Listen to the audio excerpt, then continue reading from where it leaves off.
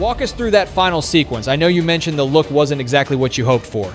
No, the execution was there. We definitely executed. Like I mentioned, it felt hard to say. You'd really need to ask Luka what he saw in that moment. To me, he had a clear shot, but it seemed like he lost his footing a bit. Unbelievable scenes in Los Angeles. The Lakers just dropped a heartbreaker to the Orlando Magic by a single point. 1 point, and get this, LeBron James demanded the rock, clanked a crucial free throw, bricked the game winner, and still spun the narrative to make Luka Doncic the bad guy.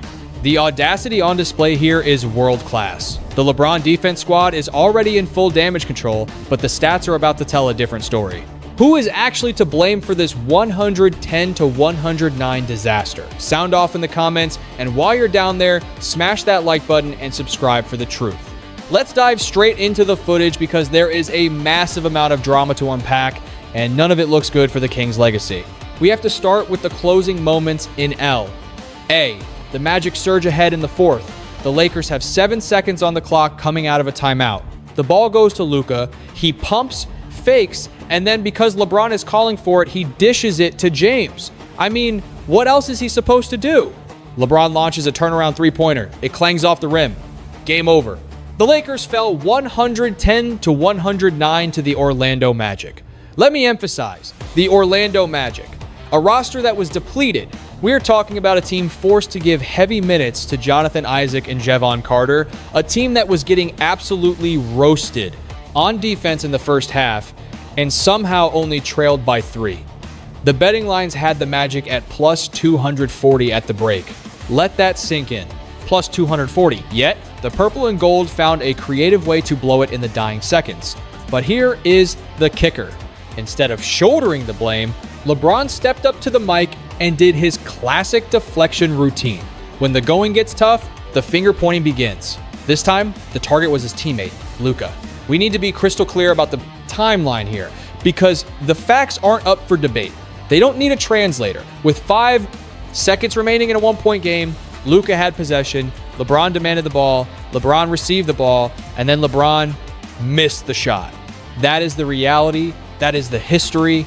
The tape doesn't lie, and there is no other way to spin this situation. Yet, post-game, James had some interesting comments regarding Luka's decision to pass. What was the breakdown on that final possession? You mentioned the shot quality wasn't ideal. No, we ran the play. We executed. Like I said, I felt like, I don't know. Obviously, you have to ask Luka what his read was, but I thought he had a clean look. It seemed like he just lost his balance, didn't have a rhythm with the handle, whatever it was, and that kind of let the defender recover and get in front of him. I was sort of off balance when the pass came to me. I thought he had a great shot available, but that's just my perspective. He claims he was off balance when he caught the pass. He claims he thought Luka had a wide open look before giving it up. He claims that from his vantage point, Luka stumbled and lost his rhythm before making the pass. Let's hear his full explanation on that final offensive. I thought the opportunity was there. Luka came off clean, and I think he, felt a bit unsteady, But we executed. We didn't get the specific look that we wanted. We did execute, but the shot just didn't fall. Off balance. That is the specific excuse he used. Off balance. But the game tape paints a totally different picture. When LeBron secured that pass, he wasn't stumbling. He looked planted. He looked locked in. He looked like a superstar who screamed for the ball specifically because he wanted the glory of the final dagger. Then he missed. And immediately, he threw Luka's decision-making under. The bust to the media. 7 for 11 from the field, but he couldn't hit the one that mattered. It was a 2-point game. The pressure was on. But let's talk about the narrative spin. The level of mental gymnastics needed to watch that play and decide Luka is the villain is honestly impressive. It is gaslighting at its finest, but impressive nonetheless. Here is the pill that is impossible for the fanboy community to swallow. The exact same people currently flooding social media to roast Luka for passing are the same ones who, every single time LeBron passes up a final shot, defend him by screaming basketball IQ, They say he always makes the right read, that he is unselfish, that he trusts his squad, and that the game is about more than hero ball. Yet when Luka has 5 seconds and makes the pass, suddenly it's a choke. If LeBron passes, it is genius. If Luka passes to LeBron, who literally called for the rock, it is somehow Luka's fault the play failed.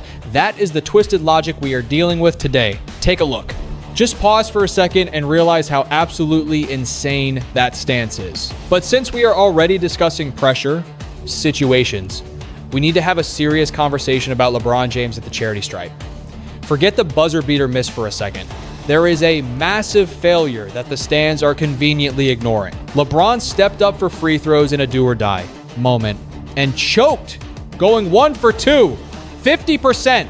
That single bricked free throw was the point that would have forced overtime. Stop blaming Luka's passing or his choices. That loss sits on a missed freebie from a guy who has been a pro. Since before high-definition television was standard, LeBron James had 2 golden tickets to play savior in those dying seconds, the free throw and the final jumper. He split the pair at the line and then clanked the game winner.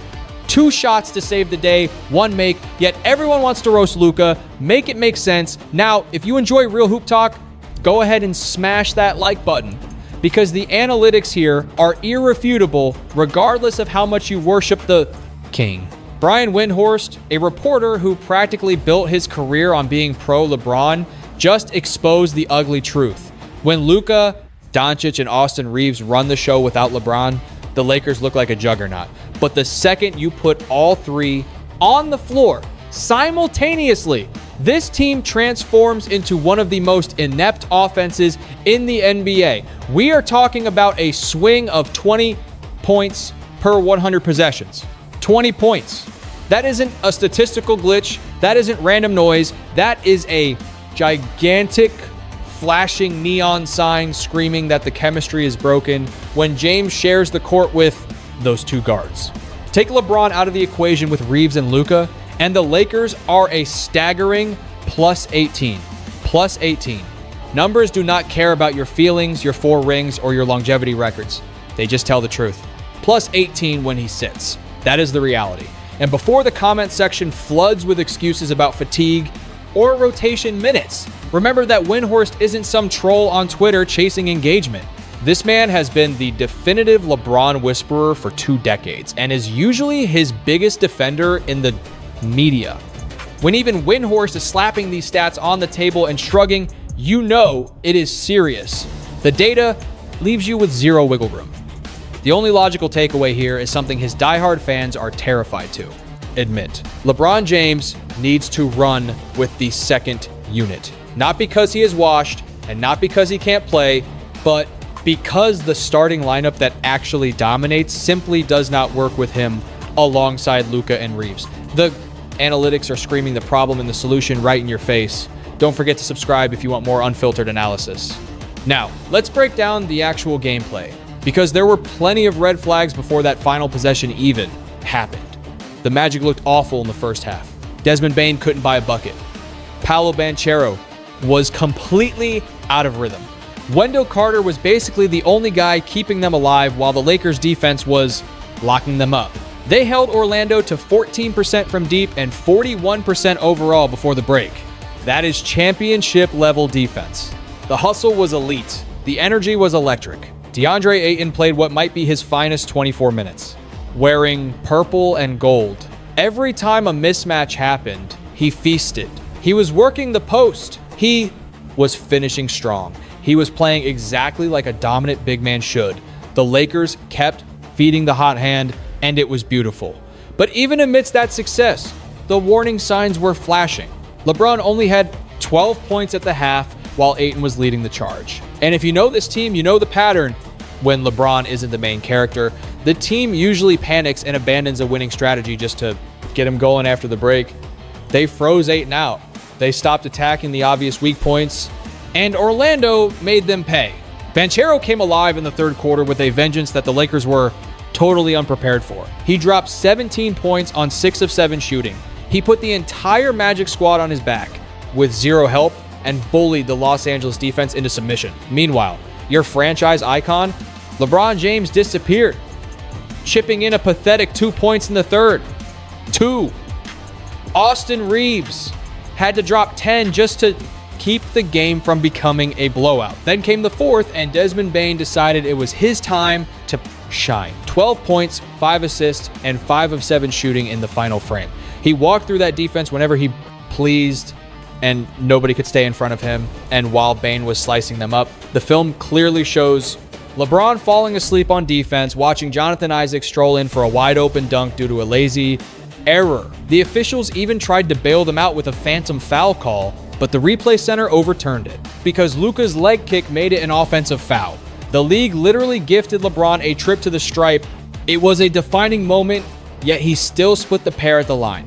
Wendell Carter Jr. dominated with 20 points and 11 boards, while Banchero exploded for 36, 10, and 6. Bane dropped 22 points and 6 assists, with 5 of those coming in the clutch fourth quarter when the pressure peaked. Despite being shorthanded, the Magic snatched a 1-point road victory against a Lakers squad that squandered every single chance to seal the game and simply refused to do so. Now, the media wants us to buy the narrative that this loss falls on Luka Doncic making a bad read with 5 seconds on the clock. Let's be real, LeBron James has hit exactly one game winner in the purple and gold. Just one, and it was a tip-in against the Pacers. That is his entire clutch legacy in Los Angeles. A single tap-in. Yet, the story being spun by his devoted fan base paints him as a closer betrayed by a junior partner in the heat of battle. Luka saw LeBron demanding the rock. He fed the man who asked for it, and the guy who screamed for the ball missed the shot, only to run to the press and claim the pass was off. Watch the tape. At no point did Luka force the issue. He didn't panic. He simply trusted the teammate waving his arms for the ball. What exactly was he supposed to do? The Stan Army claims Luka should have played hero ball and taken the shot himself. Fine, but those exact same critics would spend all night roasting Luka for being selfish and distrusting his squad if he had fired and missed. There is no scenario in this game where Luka wins in their eyes, because the actual problem isn't the final 5 seconds, it's the massive 20-point swing in the analytics that nobody wants to admit. The Lakers simply perform better when LeBron sits in that specific rotation. That isn't disrespect, that isn't hate. It is exactly what the metrics scream over a consistent sample size. And until the front office gets real about roles and rotations, disasters like this matchup against the Orlando Magic will become the norm. You'll see more one-possession heartbreaks where the finger pointing hides the root cause. Wendell Carter brought the house down. Orlando secured the upset, and LeBron James stood at the podium complaining about his balance on a pass he specifically requested. The stats are undeniable. The footage is clear. The missed free throw happened. The bricked shot happened. All of it is sitting in plain sight for anyone brave enough to handle the truth. Bron demanded the ball, choked the free throw, clanked the game winner, and then tried to scapegoat Luka. The data backs up every word I just said, and the fanboys are officially out of excuses. If this reality check gave you life, smash that like button and subscribe to the channel right now so you never miss it when the cold, hard facts drop.